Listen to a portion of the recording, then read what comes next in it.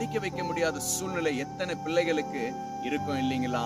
அப்படி இருக்கிற பிள்ளைகளுக்கு ஒரு நல்ல ஒரு கல்வி படிப்புக்காக ஒரு உதவி செய்யலாமே, ஒரு அட்மிஷன் பண்ணலாமே, ஒரு ஃபீஸ கட்டலாமே.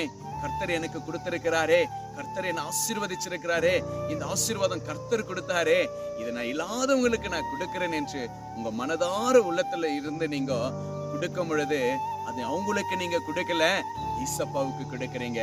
அது ஏசப்பா எப்படி வாங்குறாராம் தெரியுங்களா? உங்ககிட்ட இருந்து கடனா வாங்குறாராம். மீண்டும் ஏசப்பா உங்களுக்கு கடனு ரெட்டிப்பாய் கொடுக்கிற ஒரு தகப்பனாக இருக்கிறார். இன்றைக்கு ஒரு முடிவு எடுங்களேன். ஏழை பிள்ளைகளை படிக்க வைக்கணும், ஏழை பிள்ளைகளுக்கு ஆகாரம் கொடுக்கணும், ஏழை பிள்ளைகளுக்கு ஒரு உடைய கொடுக்கணும். எங்கெல்லாம் இப்படி இருக்கிறாங்க உங்க கண்ணு முன்பாக, நிச்சயமா ஒரு முடிவெடுத்து ஏசப்பாவுடைய நாமத்தை மகிமைப்படுத்தி இந்த ஒரு உதவி செய்யுங்க. கர்த்தர் உங்களை ஆசீர்வதிக்கிறவராய் இருக்கிறார். அது மாத்திரமல்ல தேவச்சனமே, கர்த்தர் மீண்டும் அதை உங்களுக்கு கொடுப்பாரு. அது இரட்டைதனமாய் கொடுக்க